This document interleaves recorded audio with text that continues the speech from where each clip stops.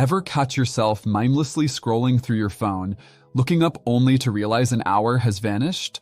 Or perhaps you felt that strange anxiety when your battery hits 10% and there's no charger in sight. We've built our lives around these digital extensions of ourselves, often without questioning what that constant connection is doing to our minds and relationships. Today, I want to explore a counterintuitive idea that stepping away from technology might actually be the key to using it more effectively. Digital detox isn't about rejecting modern life or permanently disconnecting. It's about reclaiming intentionality in a world designed to capture and monetize our attention. And unlike what most people think, it doesn't require a cabin in the woods or a 30-day monastic retreat. The digital landscape we navigate today wasn't built by accident. Every notification, every like button, every infinite scroll feature was meticulously designed to keep you engaged for as long as possible. The average American now spends over 7 hours daily on digital devices. That's more than most people sleep. But what happens when we never give our brains a chance to disconnect? Research suggests the consequences are more significant than many realize. Constant connectivity not only fragments our attention, but fundamentally alters our cognitive patterns. We think differently, remember differently, and even dream differently when our minds are perpetually tethered to the digital realm. Perhaps most concerning is the emergent evidence linking excessive screen time to elevated states of anxiety, depression, and profound loneliness, ironically, in an era when we're more connected than ever before. The good news is that even short breaks from this digital immersion can yield remarkable benefits. Studies from digital detox participants show improved sleep quality, enhanced face-to-face communication skills, and significantly reduced stress levels within just 72 hours of modified technology use. The mind, it seems, remembers how to function in its natural state rather quickly when given the chance. Let's talk about practical implementation. The first pillar of effective digital detox is creating technology-free zones in your life, physical spaces where devices simply don't belong. The bedroom is perhaps the most critical. The blue light from screens suppresses melatonin production, disrupting your sleep cycle. More subtly, bringing work emails and social media into your most intimate space erodes the psychological boundary between rest and stimulation. Try charging your phone in another room overnight. The initial discomfort, and yes, there will be discomfort, is actually a revealing signal of dependency worth addressing. Meals represent another opportunity for meaningful disconnection.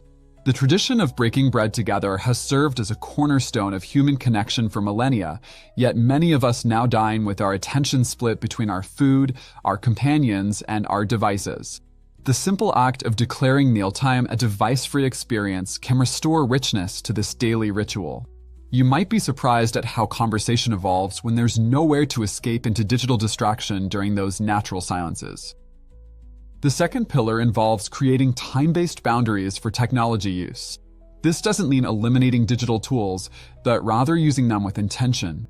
Try implementing tech blackout periods daily, perhaps the first hour after waking and the last hour before sleep. These transition times allow your mind to calibrate naturally rather than immediately plunging into the digital slipstream of others' thoughts and priorities. Another effective approach is batching your digital activities.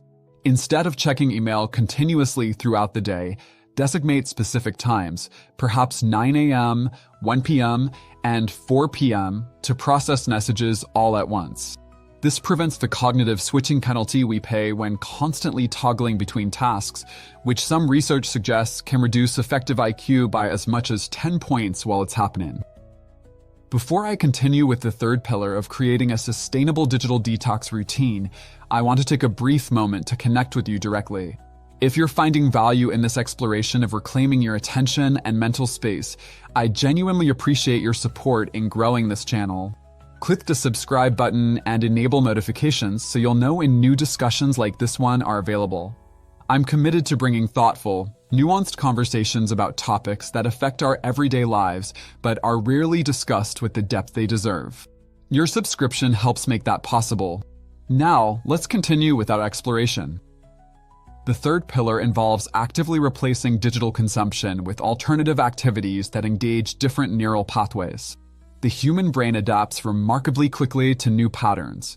When we remove a habitual activity, the resulting void creates discomfort that typically drives us back to familiar patterns.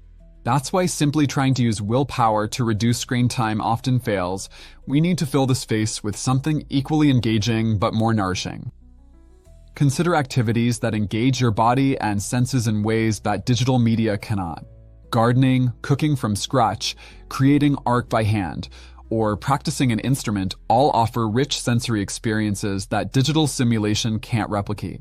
Physical activities like hiking or dance not only benefit your body, but also produce neurochemical responses that improve mood more effectively than a short dopamine hits from social media engagement.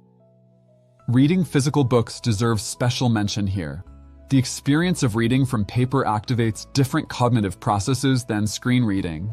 Studies show improved comprehension and retention when reading printed text compared to digital, particularly for longer or more complex material. There's also something psychologically significant about the absence of hyperlinks and notifications. The mind can settle into a state of sustained focus that's increasingly rare in digital environments. The fourth pillar involves mindfulness about the quality, not just quantity, of your digital consumption. Not all screen time is created equal. There's a vast difference between spending an hour in a video call with a distant friend, researching a topic that expands your understanding of the world, or passively consuming algorithm-selected content designed primarily to keep you watching advertisements. Consider conducting a personal audit of your digital diet. Most smartphones now include screen time tracking features that break down how you're spending your digital hours. The results can be startling. Many people discover they're spending far more time on certain applications than they realized, often those designed around infinite scrolling and variable reward mechanisms similar to slot machines. Once you understand your patterns, you can make more intentional choices. Perhaps you'll decide certain applications provide insufficient value relative to their cost in attention and time. Others might be worth keeping but corralled into specific time boundaries. The key is moving from unconscious habit to conscious choice. What about the practicalities of implementation? Most people find that attempting a dramatic, all-at-once digital detox is unsustainable. Instead, consider an incremental approach. Perhaps begin with a 24-hour period, often called a digital Sabbath, where you step completely away from optional technology. Use this as laboratory space to observe your reactions. The urge to check your phone, the slight anxiety about missing something important, the boredom that emerges when constant stimulation is removed. These responses offer valuable insight into your relationship with technology. From there, you might expand to implementing one or two of the pillars we've discussed, gradually building a new relationship with your digital tools. Remember that the goal isn't digital abstinence by digital intentionality. Technology should serve your deeper purposes and values, not override them. What about potential objections? You might be thinking, this sounds nice in theory, but my work requires constant availability, or my social life happens primarily online. These are legitimate considerations. The digital world is where many of us are living and maintain important connections. A sustainable approach recognizes these realities while still creating boundaries that protect your mental and emotional well-being. For work-related concerns, consider communicating clearly about your availability. Most urgent matters can be addressed with systems like, I check email 3 times daily, but for truly urgent matters, please call or text. You might be surprised at how many urgent emails can actually wait a few hours once this expectation is set. For social connectivity, consider the difference between active and passive social media use. Research suggests that actively engaging with specific individuals online can support meaningful connection, while passively scrolling through feeds often increases feelings of isolation and inadequacy.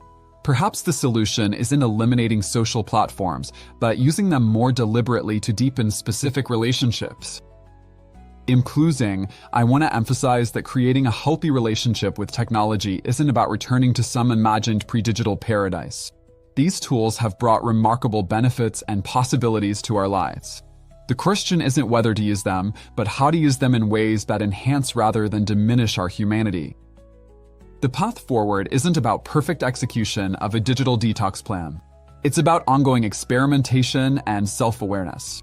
Notice when technology serves your deeper values and when it distracts from them.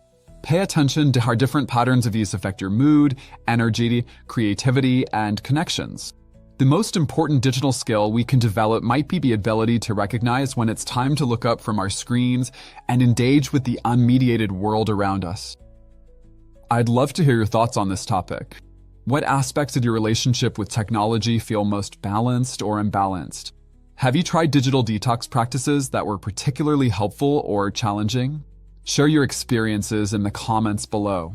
And if you found value in this discussion, please hit the like button and consider subscribing to the channel.